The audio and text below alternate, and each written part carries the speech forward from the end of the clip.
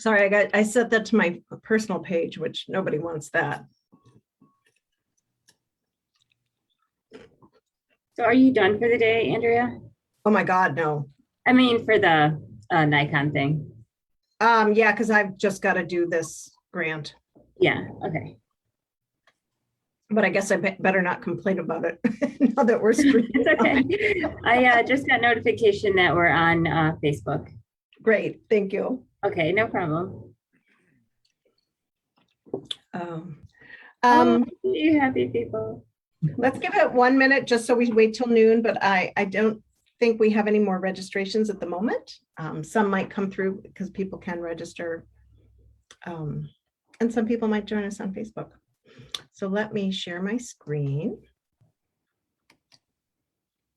Do you mind me doing the PowerPoint? No, that's fine. That's fine. I was just trying to be helpful. I appreciate it. No. You have better presentations. I've gotten really good at it. I feel like most of the time for those types of things, I'm always like, stop helping me.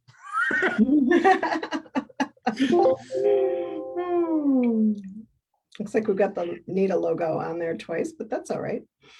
Extra All right. marketing. Why don't we go ahead and get started then? Okay.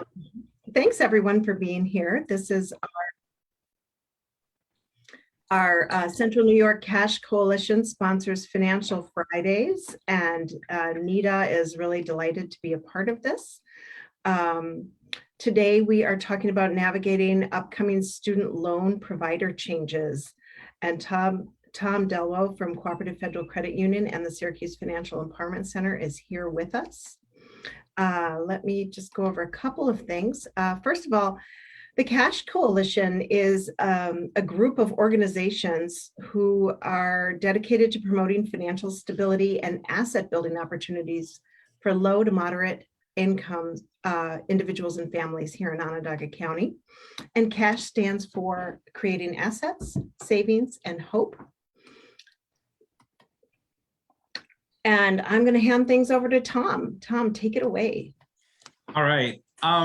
So, you know, I wanted to kind of just, I guess this is something that I've been looking at a lot lately because there are really big changes coming to loan servicing for student loans. And student loans are already a really confusing and tricky issue for a lot of people. As Andrea said, or I don't know if she did or not, but I'm a financial counselor. I work for Cooperative Federal, but I'm also a financial counselor at the Financial Empowerment Center, which is, you know, Cooperative Federal is a partner of. And I've been doing counseling for about 15 years. You know, I see delinquent student loans all the time. And I also see many of my clients with really high balances. I think my highest balance client right now has $250,000 in student loan debt, which is obviously an outlier, really high number. But you know, balances in the 60s and 70s are not uncommon. And so I wanted to. This presentation is going to focus on student loan servicing changes. So I wanted to first just make sure everybody's on the same page about what a servicer is. So the servicer is the company that collects your payments and on behalf of the owners of your loans. So they don't own your loan, they just manage payments. That's what servicing means. Servicing is a term, kind of like a financial institution jargon for payment collector. And they also offer the payment portal, so your online account, so you can see your balance, you know, look at your docs. They issue the 98 form that you know tells you how much interest you paid, that kind of stuff. They also coordinate collections on delinquent accounts until they go into kind of serious delinquent or default status, and then they move over to collections agencies, which are different companies that, you know, we're not going to touch on today. But we are going to talk a bit about delinquent student loans. Sorry, my phone keeps beeping and I thought I silenced it, but I guess I didn't turn off all notifications. There we go. Okay, so we can go to the next slide. Okay, so these are the current servicers right now. So if you have student loans, you probably see the company you work with on this list, because these are the current companies that collect payments for student loans and do the servicing thing. This list is going to change significantly. So you can go to the next slide. These three have already announced that they are not going to continue contracting and providing this service. They're not going to sign a new contract in 2021 for going forward into 2022. So Fed Loan Servicing was the first. I believe Granite State came after them, and then Navient just recently announced that they're not going to continue servicing. So about 15.6 million borrowers are going to have their student loan servicer change, not in December, because federal student aid has already worked out arrangements to extend the contracts into 2022, because the pause on student loan payments continues into 2022. And they don't want those two things to maybe line up. Just as an aside, so the Consumer Financial Protection Bureau, this is the federal agency that provides assistance to consumers when dealing with financial services companies, including student loan servicers, recently testified before Congress that they are very concerned about this changeover of servicing and the end of the pause. So again, nobody knows whether the pause will be extended, but I am thinking that it may be extended beyond January 31st, 2022. My fingers are crossed, because I think it would be a good idea for them to extend the pause as this whole thing shakes out.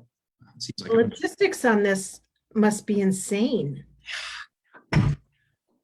It's pretty bad.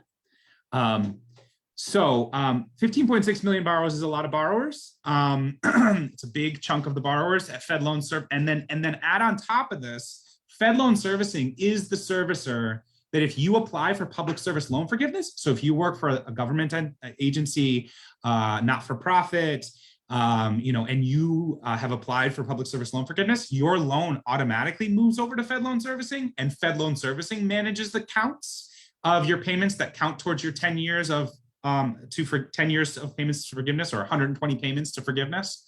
And so that piece is the piece that is extra special scary to me, because Fed Loan Servicing maintains those records of how many payments you've made towards public service loan forgiveness.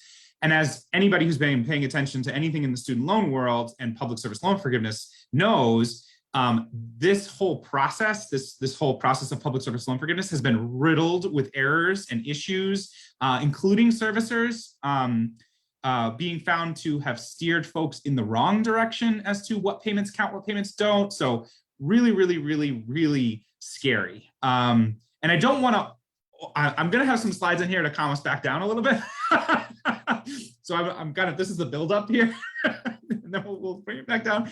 But I don't want to overstate this case, but I really want, the purpose of this presentation was to say, hey, before this servicing change happens, let's, folks who have student loans, whether they're with these servicers or with any of the others, let's get real clear on where they are, and get records and information from them. And so to that end, can we swap over to that PDF that I sent out, Andrea? Sorry. So this PDF is from the Student Borrower Protection Center, which is a really great organization, and I'll give you some information about in a minute. And we're going to go to slide 9 in there, or sorry, slide 7 in there, Andrea. You can just jump right to there, because I want to just quickly run through this process with folks. Sorry, Andrea. I can't hear you. You want to just make me host real quick, and I'll put it up. I have it up. Well, I've almost got it there, so bear with me. Okay. I thought you said, I thought I read your lips saying I don't see it. There we go. I got it. Is this it? Nope, that's mine. Okay, sorry. Give me one more second. I've almost got it. Sorry. I have too many things open. Me too. That's a And compliment. none of them was this actual document that you want to share. And it's still not. So yeah, I'm going to make you a host. I'm Okay. going to make you a host. Yep. No worries. Sorry, Tom. That's okay.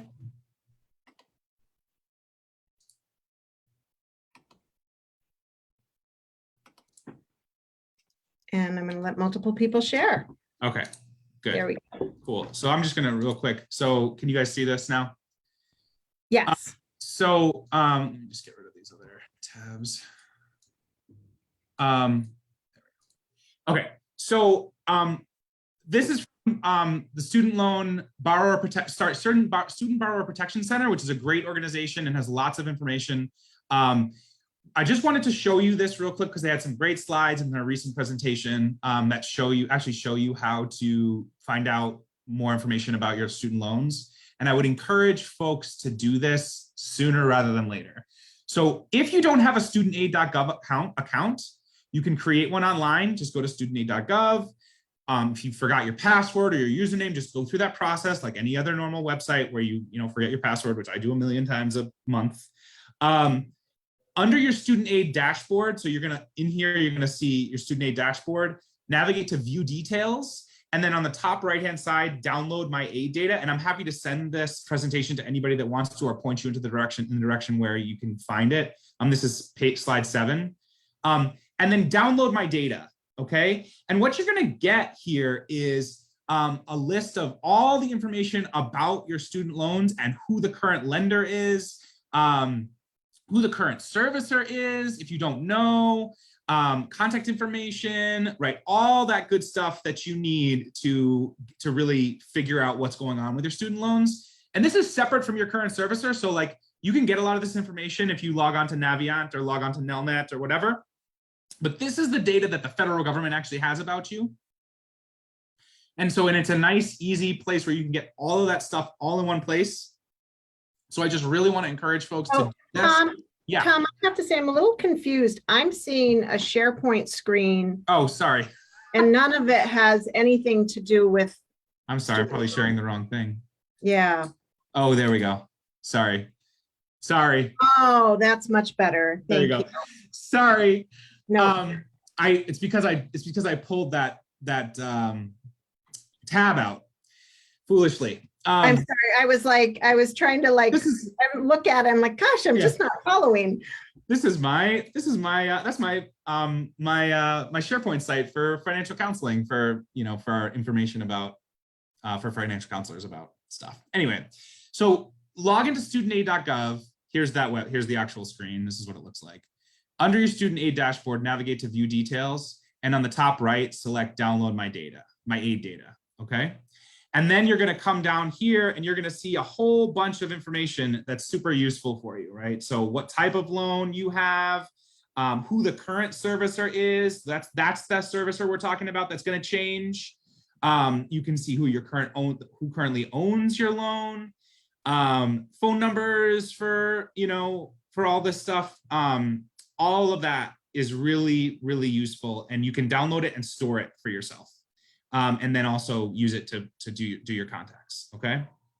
The reason why they're mentioning FFELP loans is because FFELP loans are a type of loan where it's not clear whether your loans are on pause or not. Some were on pause, some are not on pause, depending on the owner. So if you look at this as an example of a loan that would not be on pause, because you can see the current lender is US Bank ELT BHEA. We're just seeing the main slide. We're not seeing anything else. Oh, I'm really having trouble with sharing today. Sorry. Is that working? Okay, there we go. That's better. Okay. Yep. So this is an FFELP loan that is not covered by the pause because it's privately owned. So this was a really confusing thing for a lot of people because they're like, I have federal loans. There was a time period where the federal government, that private lenders made loans that were guaranteed by the federal government, but not owned by the federal government. So those loans did not go on pause. Yeah, it's really hard for me I get very frustrated about all of this because, And are parent loans a totally different animal? Parent plus loans are are a different animal, but many of them are issued by the federal government. But it depends. Yeah, parent. Well, I don't even touch on parent plus loans right now. Because to be honest with you, I'm so unfamiliar with parent plus loans. I would probably be giving you bad information. So maybe I could do some research on that and come back for you, Andrea. Yeah, fortunately, I don't have one, but as a parent, I can imagine a lot of people do. Yeah.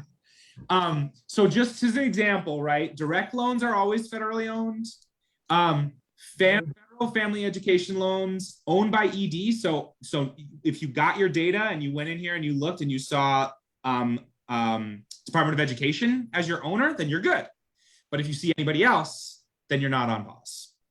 And you might have some loans that are owned by ED and some loans that are not. And you might be like, hey, I thought all my loans were on pause. And you find on your credit report that in fact, one of them wasn't, and you can't figure out why. That's probably why. Okay. And then of course, privately owned student loans, private loans, direct, private loans separate, issued by private lenders are not covered. Okay. I'm going to stop this share and I'm just going to pick up the presentation. Do you want me to just pick it up from here? Sure, if you want to.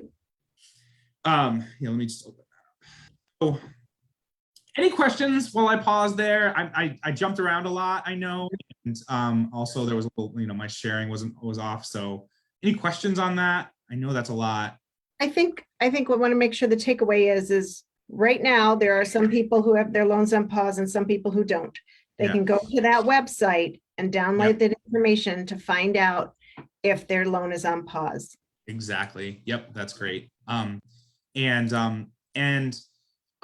The other thing I'll mention is that even if you are not experiencing a situation where your loan wasn't on pause or you're confused or whatever, still go to that website, download your data, right? Get that information because it's going to be helpful for you. If you don't know who your servicer is, it'll tell you who your servicer is. It's good to have that data stored somewhere so that you have a copy as when the servicer transfers, right? So you'll know what my balance was when the transfer happened in case I screwed up. Just hold on to your data, right? Because who knows? Yeah. Hold on to your seats because it's gonna get a little crazy. All right, so let me share my presentation here. PowerPoint. Okay, can you see that? Not yet. No. Oh, there it is. Okay. Are you seeing? Yep, that's it. Okay. But I'm seeing your notes slide, Tom. Yeah, that's what I knew it. I was like, that's what's happening here. All right. How about this one? Yeah, that's better. Perfect. Okay. So so these guys are the guys who are changing now, but the other servicers, their contracts expire too, and it's not clear that they will all renew. Wow. So so right now, and I didn't want to get into speculation about who's going to go where, because nobody knows yet. Yeah. There's a new company called Maximus that may be taking Navion's loans, but that's not clear and not approved by finance. Let's not speculate out loud because this is on Facebook Live. Yeah. I don't want to be accused of giving out misinformation. Exactly. So bottom line is we don't know who your servicer is going to be coming up. Okay. So don't panic. Take action. Okay. First is if you don't already have, and I already said this before, but if you don't already have a federal student aid account, set one up ASAP. Go in there and grab your data. Okay. Step one.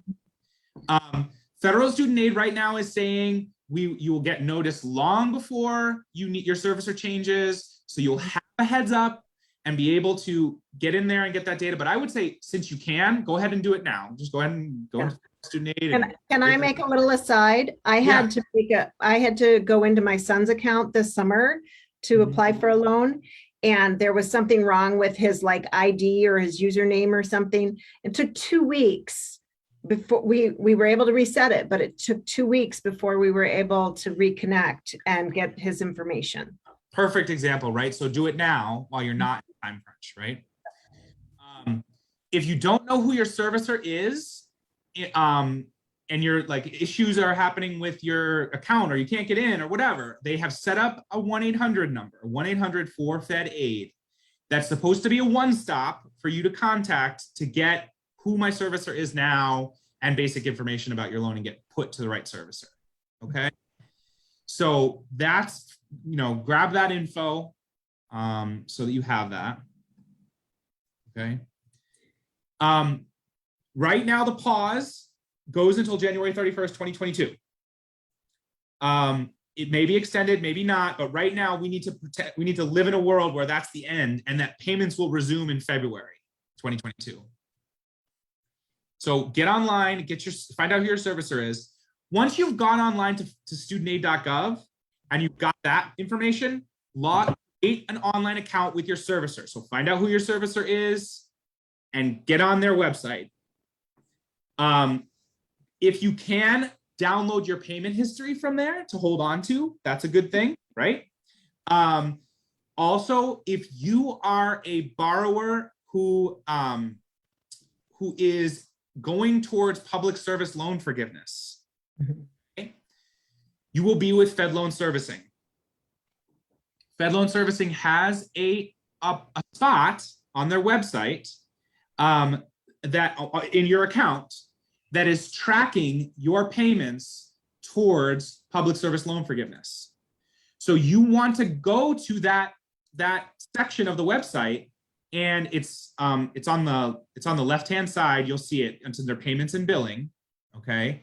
And you'll be able to see your count. I'm going to show you. I think I have a quick just an image here so you can see. Right now, you're showing the PowerPoint. Yeah, that's fine. Yeah, no, I don't want to. I don't want people to see me. I have a. Well, here, I'll come back to that in a minute because I can show you that in just a second because it's more important that we just get through this. So, the third thing is, if you're on an income-driven repayment plan, one of the income. So, real quick, income-driven repayment plan is the general term for all the payment plans that consider income. Underneath that heading is the pay-as-you-earn plan, or PAYE, the revised pay-as-you-earn plan, or REPAYE, the income-based repayment plan, and the income contingent repayment plan. Those are all types of income-driven repayment plans, if that makes sense. Okay, is there a place where we can go to find like a chart or something that does that? Yes. Yeah. Actually, this link here. Okay, great, good. Okay.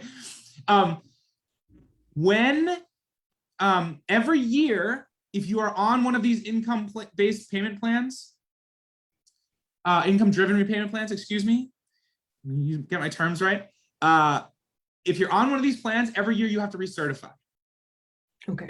Let them know what your income is each year. Okay. It's not a bad idea if your time is getting close, right? Like, so you're going to need to recertify soon, to recertify early while you're still with your existing servicer, right before the change happens, so that will give you time. Because what's likely to happen is the change is going to happen, and then the new servicer is going to contact you and tell you to recertify, and it's going to be crazy because there's going to be a lot of people moving around, and there will be delays. So you could recertify early. Now, there is one caveat I'll say with that. If your income has gone up significantly, okay, like your income has gone up a lot, or even, I mean, not, I mean, when I say a little lot, bit, yeah, we know. So like, let's say your income has gone up.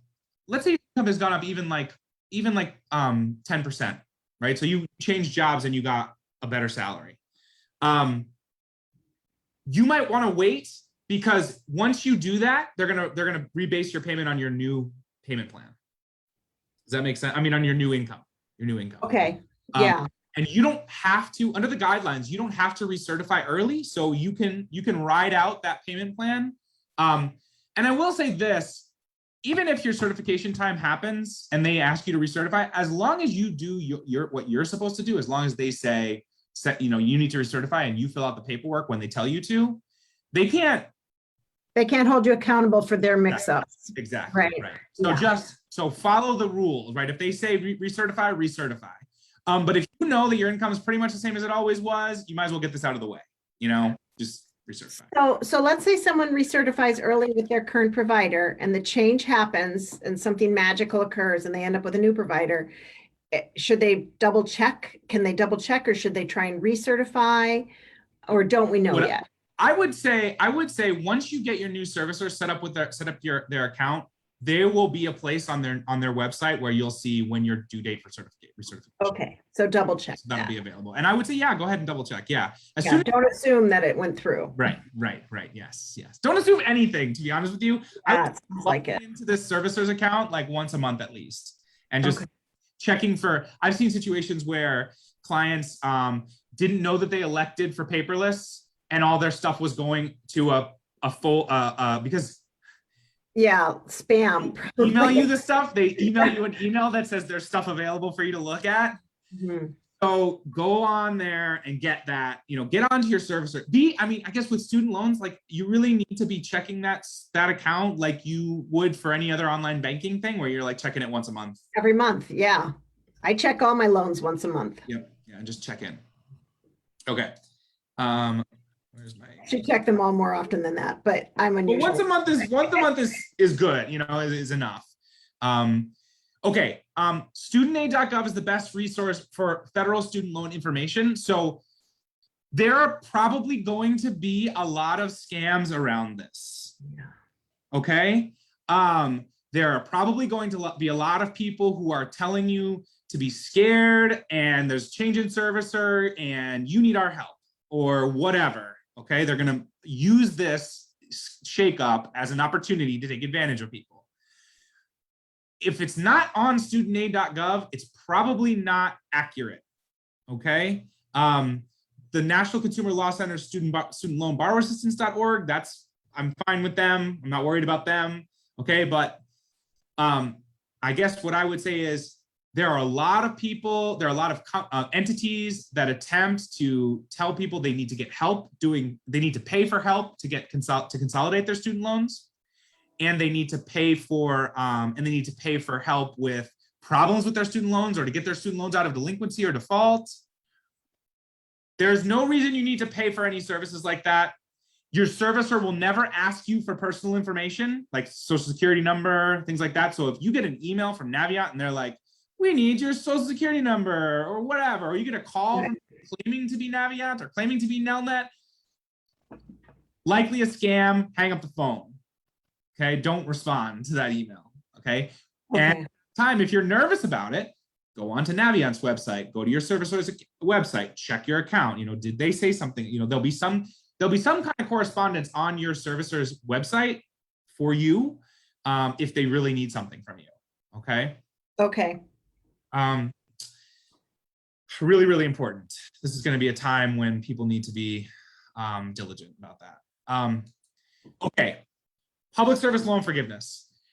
In addition to these major changes with servicers, there's a major overhaul of the public service loan forgiveness program. I feel like this is probably my most important slide, and I really want to get the word out to people about this. This is really important, okay? Okay. Previously, there have been lots of problems with public service loan forgiveness. I had a client, she worked with her servicer to start on the public service loan forgiveness program right when it opened. She worked for a 501c3. She had direct loan. She should have been eligible. Servicer told her in 2007, okay? Servicer told her in 2008 and subsequent years, yep, you're on track, you're fine, blah, blah, blah. 2017 rolls around and she's like, let's apply for my forgiveness. Yes, I'm gonna get the remaining balance of my student loans forgiven. And this is a common story. This is not an uncommon story at all. Mm-hmm. Calls our servicer, oh, sorry, you were in the wrong payment plan. None of your payments count. And so we worked together. Oh, God. She came into the Financial Empowerment Center in 2019, essentially like, I'm screwed. I have to do 10 more years.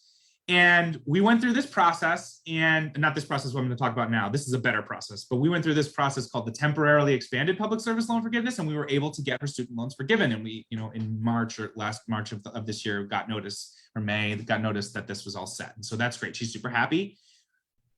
The Biden administration, in its wisdom, has directed the Department of Education to give a 1-year period in which folks who are in that situation where payments didn't count, and there are many of them, payments didn't count, you were in the wrong payment plan, your loan type wasn't the right type of loan, all of these things may count now.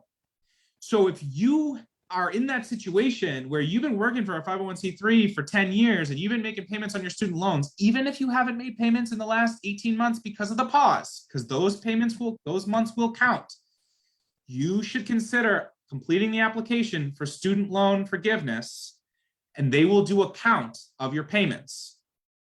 Okay? If your student loans were not direct loans, which are currently the only accounts that are eligible, right? You can, within this year, consolidate your loans into a direct loan and have your payments on those loans from those previous loans count towards public service loan forgiveness. Okay? Even if you were one of those people, and there's many of them, who tried to apply for public service loan forgiveness and they told you your payments didn't count, but they said, but your payments would count if you consolidated into a direct loan, and you consolidated into a direct loan. Normally, any payments from the past, that payment history goes away, can't count towards public service loan forgiveness. They have opened that up. So I have a client right now who consolidated in 2019 because he wanted to get on the public service loan forgiveness program and his previous loans didn't qualify. He is going to be able to apply, and they will look back into those payments he made on the loans before he consolidated, and they may count. Okay, so this is and we only have until 10/31/22 to do this. Consolidating student loans can take 3 months. So this is the kind of thing where I really want people to start this process. So if you have direct loans and you think you qualify, you can just apply. I'm just going to click on this to show you, and I'll share. I think this is going to pop up hopefully on the right screen. Can you see this coming up? Can you guys Yeah, see I it? see it. I can see it. Okay, so this is the Public Service Loan Help Tool. This is part of the Department of Education's student aid, federal student aid overhaul of the student loan servicing and the whole student loan program. They say that they are going to make things a lot easier, and this is one of the ways they're going to do it. They're going to have a lot of these tools. So I would encourage you to come here. Again, you need your FSA ID. You got to log in. Go through the PSLF tool here. The government is requesting people apply online. This came out on Wednesday. So this is like literally, this is all brand new information. If you have questions about this, I have my Andrea can share my contact information. Feel free to email me. I might not know the answer. I have an email out with the Student Borrower Protection Center saying like, hey, just want to make sure I got this right. Can you give us some feedback? Are you putting out a guide on this? Because they'll probably put out a guide on this. So I wouldn't do anything like today, right? Wait a few weeks. So you can wait a few weeks on this. But if you're in the direct loans program, or if you just want to fill this tool out, that's fine. You're not going to hurt anything by coming here and applying. Okay. Worst case scenario, they say your payments don't count. Whatever. So go ahead and fill out this form. That's safe. It's not going to hurt you. The consolidation thing, the like consolidating your student loans, you might want to wait a few weeks till the program they have clear instructions on the program. But this information, I'll go back to my slide here. This information, this limited PSLF waiver will apply to borrowers with direct loans, those who have already consolidated into the direct loan program, and those with other types of federal student loans who submit a consolidation application into the direct loan program while the waiver is in effect, so before 10/31/2022. This is straight from Department of Education. So this just came out on Wednesday. So I just have seen so many people. Something like 99% of applications for public service loan forgiveness were denied. So I have seen this so many times where people are being, denied. And then there's this long, difficult process where you can get some of the payments to count if you do certain things, which is a freaking nightmare. I walked through it with this client. It was really difficult. So I want you guys to, I want you guys to take advantage of this. So Yes. the nutshell is if you are under this public service loan forgiveness program, definitely complete the application Yep. to see if your payments can be counted that may not have been before. But if you're Yep. trying to consolidate, slow your roll, Yeah. wait until some of these changes go through. Correct. And also know that the Financial Empowerment Center counselors are Exactly. available to live here in the city of Syracuse. Yep, absolutely. That's exactly right, Andrea. I wish I had you around more often to help me be more concise. I feel like I'm running around with my hair on fire. I feel like I've been running around with my hair on fire since Wednesday. I've been like tweeting. I tweeted this immediately, and then I like sent texts to people. I was like sharing it with people at the city to like get them. There's a lot of city workers qualify for this. You know, like work. You know, if you work for the city, if you work for the county, if you work for the state, if you're a teacher, right? Like a lot of people. I have a client who is a teacher who has old loans under old programs that never would have qualified for public service loan forgiveness. He might qualify for this. So I'm like, just really excited that this is finally happening. Taisha, did you have a question? Yeah, a little bit. Like, it sounds like there's a lot going on, and are you like? It doesn't sound like this is going to turn over smoothly. Like, what types of things are you anticipating, or what types of things do you think? You know, like I'm concerned. Like, is this like what should I do in order to make sure everything is like perfectly fine or as fine as can be, or what might I look forward to? So get that. Make sure you have that account set up with student. Make sure you download your data. Yep. Make sure you have your account set up with your servicer online. Make sure your address is up to date, your phone number is up to date, your email is up to date, so they can get a hold of you, right? Go ahead and download the payment history, your payment history, right? Keep a copy of your payment history, especially if you're a public service loan forgiveness borrower and you have a record, because you can go in there and you'll see on their website, you can see your record of payments, and you can just download that as an Excel, as a CSV file, and store it. Then what I would say to your question about what to expect, delays. Yeah. Delays, okay. Delays, yeah, significant delays in doing anything with any servicer. Consumer Financial Protection Bureau is also a great, so cfpb.gov is a great resource on this.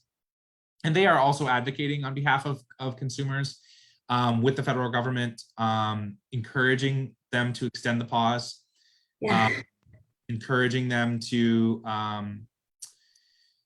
work out arrangements so that servicers, so that it's not all at once, it's not all three leaving at the same time. Right now, they're saying the federal student aid is saying that December 2021 is when Fed loans will likely be done, but they're going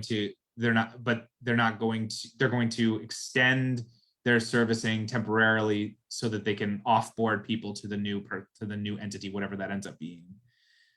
So it's really, I would say delays. Delays, okay. If in any way that you can manage your account yourself, so online, setting up that account, that's key. You don't want to be in a situation where you need to be on the phone when this happens, because you're going to be waiting a long time. So I've gotten emails from Fed Loans, yep. And I manage my account online. So I feel like I'm good there. You're probably as good as you can be right now. Okay. All right. Yep. I mean, the only thing is you probably are one of those PSLF folks, right? Yeah. So if you haven't sent that, let me say this, that form, that application, okay, is an application really for two things, really potentially three, but we'll talk about just two, keep it simple. The first is, hey, I want to just make sure my employer counts and count my payments. That's one use of the form. The form says application for loan forgiveness, but it's actually the recommendation from the Student Borrower Protection Center is fill out that form every year and send it into them. Because what it does is it triggers the process of counting payments. And then you can know, because what was happening was what my client experience was, they would call up 10 years later and say, hey, I'm done. And they're like, no, nothing counts. You want to know every year, hey, do all my payments count? Direct account, Where am I yeah. at in this process? Like, how close am I? And like, so like, I guess the ultimate upshot of all this is like monitor these accounts. You need to be in charge of this. You need to be connected. You need to know what's going on. And if you have questions and you have concerns, contact the Syracuse Financial Empowerment Center, connect with a counselor, right? You can say that in the intake, it's I don't know if it's on, yeah, there it is, syracusefec.org. We get trained on this stuff. And we also, the Cities for Financial Empowerment Center, which oversees us, they do regular student loan issue trainings because they know this is such a big issue. So we recently had a presentation from the Student Borrower Protection Center. We have contacts there. Again, I reached out to them to try to get some answers and a guide on this. So I will say this, kind of as a way to sort of end, and we can do questions or whatever. I think, fingers crossed, this public service loan forgiveness overhaul, and this is another important point, you might want to do a whole presentation on this. Recently, the Biden administration instructed the U.S. Department of Education to take the data from Social Security disability and match it to student loan borrower data and say anybody that's on SSD is clearly totally and permanently disabled, because you have to be receiving SSD. So let's give them a student loan discharge, right? And it's automatic. It used to be this separate process where you have to fill out a form and have your doctor fill out a form to get discharged from student loans, which there's no reason to do, because if you're receiving SSD, the government already has data that you are totally and permanently disabled. So why not just bring those two? So they did that. So the Biden administration did this. And I don't want to be political here, okay? That's not the point. My point is that it seems like the federal government is finally taking action to help student loan borrowers by developing processes that actually are easy to use. So the discharge, the matching of SSD with discharge with the student loan borrowers is one. This overhaul of the public service loan forgiveness is another. So there seems to be a commitment on the part of the U.S. Department of Education now to make this process easier to use. So I feel like this is going to be a shakeup. It's going to be rough. We're going to have some trouble, but in the long run, we're going to come out of this with a much more favorable environment for student loan borrowers. So I think that's the positive news, right? So I feel like I hope I got my story arc right. There's a happy ending here. So I think that this is really going to be great. We're going to see changes that are going to be useful to borrowers, going to make it easier for borrowers. People are going to be able to, get their student loans forgiven more easily.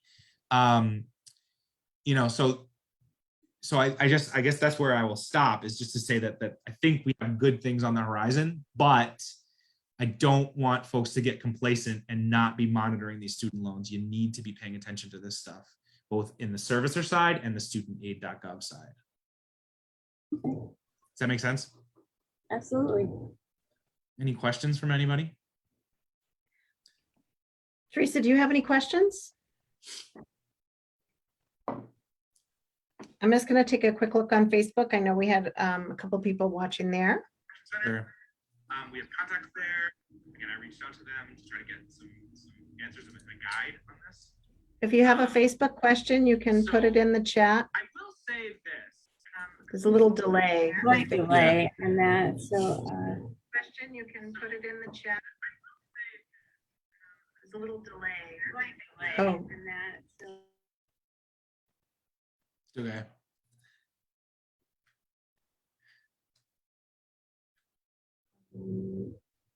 not seeing anything.